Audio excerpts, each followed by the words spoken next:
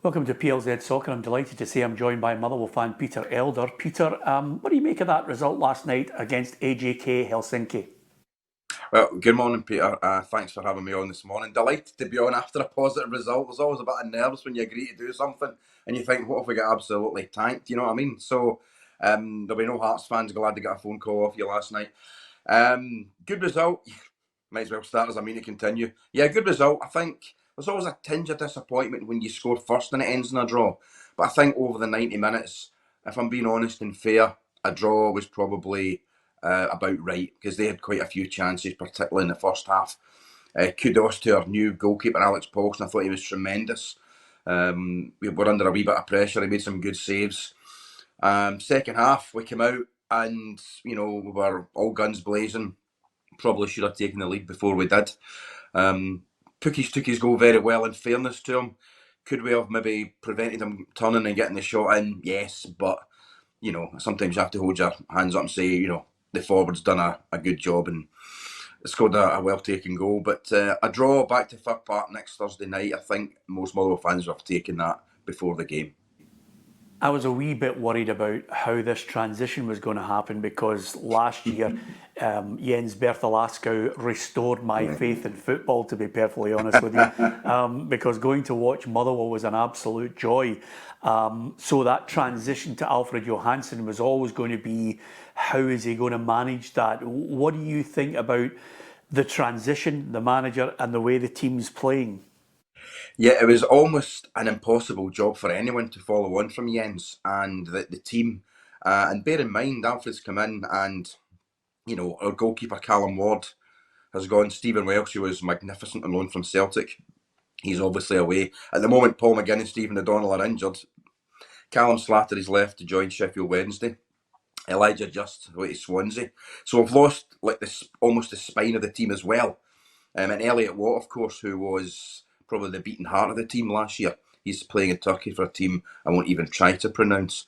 But, so losing that, yet still looking very much, a team in the image of that Jens created at an early stage when we've got a lot of players out injured at the moment, probably maybe another couple of bodies to come in. I think it's been a lot smoother than most of us thought. Last year under Jens, it took us a wee bit of time to knit properly. We got there, but you could see early on there were signs that there's something special brewing in terms of the way we're trying to play. And Alfred will get us there. I think there's no reason for me why it can't be equally as good, perhaps even better. It's a hard act to follow, but it's been a promising start so far. But obviously, experience tells me, been watching Motherwell for many years, it is only a start. But so far, the signs have been fairly good. Yeah, I agree with you on that point. You obviously got to give him time and see how they develop and see how it morphs into his own side. But Yeah. ideally for you, Minnie, would you like to see him add to the squad, not to replicate or indeed, to fill in the players that have gone away, because it's very difficult to get that same quality. But how many would you like to see? Well, I think we probably need another couple. I would say I don't think we've fully replaced Elliot Watt in the squad. Although I want to give a big shout out to Oscar Priestman, who I thought played well again last night and has played well this season in that role. I think we just need a little bit more experience cover. Although it's heartening to see how well Mikey Booth and Ollie White have started taking to top flight football, as if to the manner born. So composed on the ball, they know their role, they fit into the team structure incredibly well, and it all very much augurs well for the future. I think I'd like to see another striker in as well. Obviously, Apostolos Stamatolopoulos has had his fair share of injury problems, and Aitor Bjorgolfsson as well since he arrived, which you'll be very impressed. Obviously, that's two tricky names to pronounce, but you're dealing with a professional here. But it'd be good to get someone else in to supplement what who I'm calling now is Tawanda Masquinisi. Someone who's who can fit into the system, but is also a poacher in front of goal. I think that's really all we're missing.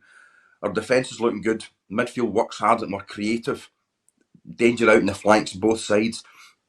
If we can get someone another 20 goal a season, man, goodness me, we're going to be a real threat all over the park. One caveat is there's obviously going to be players maybe kind of been looked at, like Manny Longello, Lucas Fadinger, guys like that, we might struggle to hold on to if they continue playing well. And obviously, Maswanise as well. Which means we might need to bring in another couple of players to supplement their departure. But as it stands, I think the defensive midfielder and probably another attacker for me. Yeah, you're the most positive Motherwell fan I've spoken to. You're doing my head in, but I have to say that having spoken to David Clarkson, the game against Hibs, you had 6 academy players on the bench as well, and David's job with the rest of his team is to try and get Scottish homegrown players in as well. You must feel heartened by the fact that they're also getting a chance to get their place in the squad, to get a game time and become better players.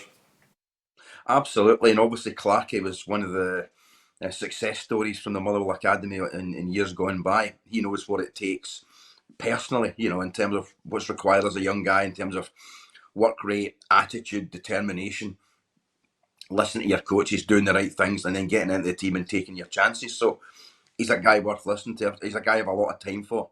He's Motherwell through and through, and he can obviously show how the pathway works to these guys. But as I said, Mikey Booth and Ollie White have shown it already. I mean, the friendly we played against Genk before the season started, we ended the game, and I've never felt older as a Motherwell fan in my life.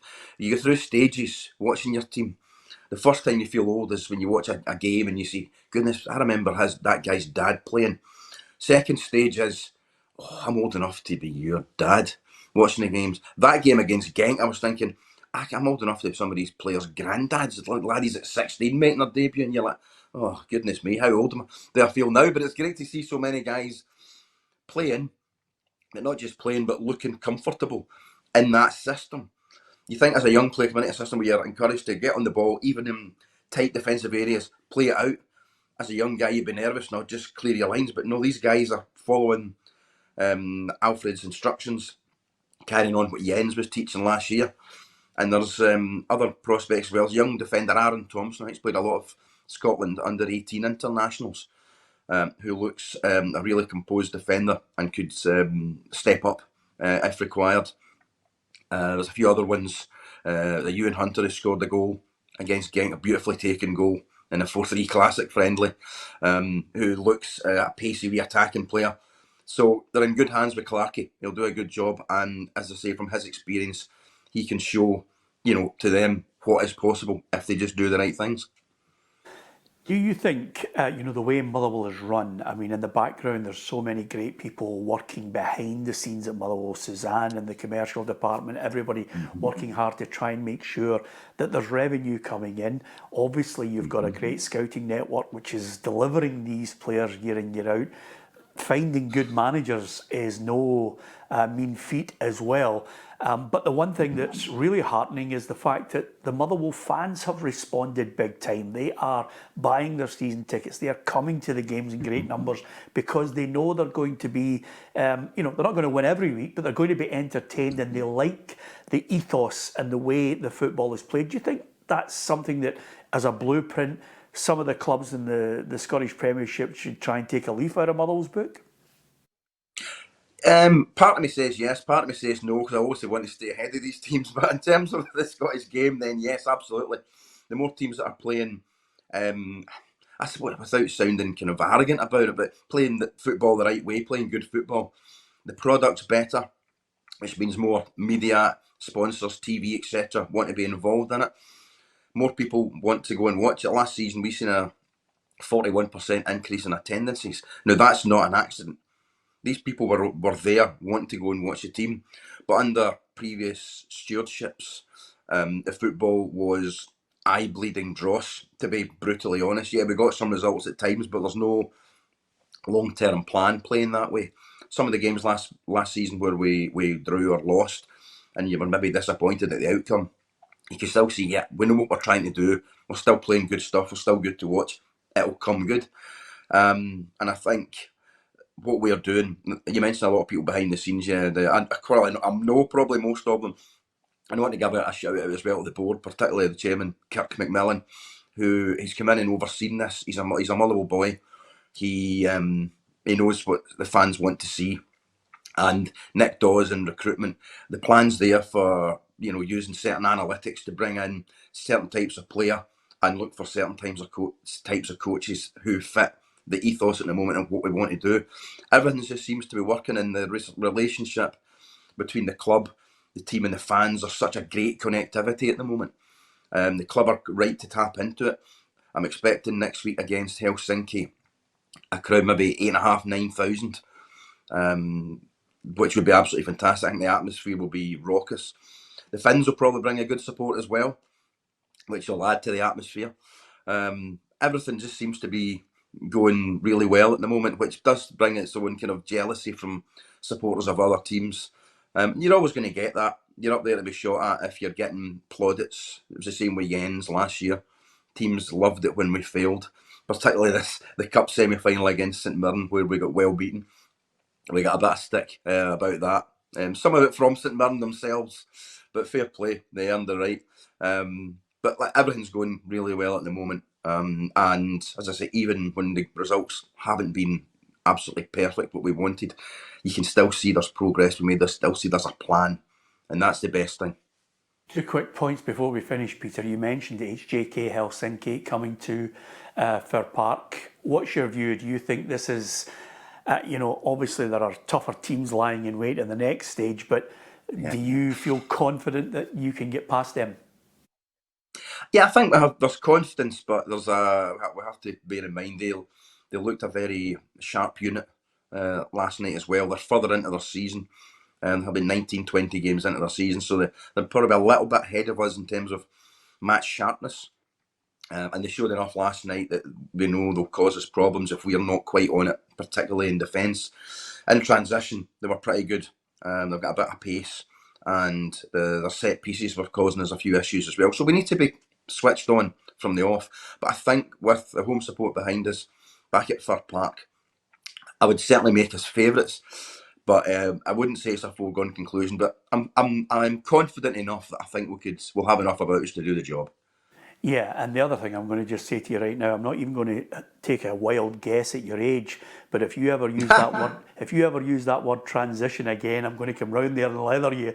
Now, you never used that 30 years ago at Motherwell. It's just get the ball off them and get up the other end of the park. So you're back out of order. Yeah, it was called counter-attack in the old days, wasn't it? Yeah. Yeah, absolutely. Now, one last point. Obviously, you've got Falkirk to come, 2 good teams from last season. Give me your thoughts on that game, and what's your ambitions, do you think, for Motherwell this season? Is it top 6 again? Is it Europe again? Is that how confident this set of supporters should feel? Well, in his post-match interview last night, Alfred Johansson described Falkirk as last season's nemesis, and that is exactly the correct way to describe them. Apart from the first half of the first game at Fir Park, where we frankly taught them a football lesson, they had a number, and fair play to John McGlynn and his team.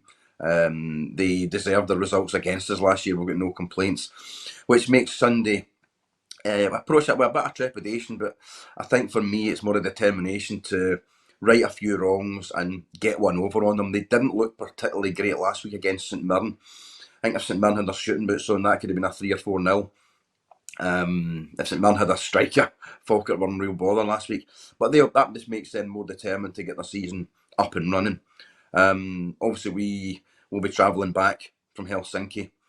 You've got that to factor in. Maybe a couple of knocks. Obviously, Dylan Williams had a knock and didn't play last night. Although Ibrahim Said will have had a nice rest.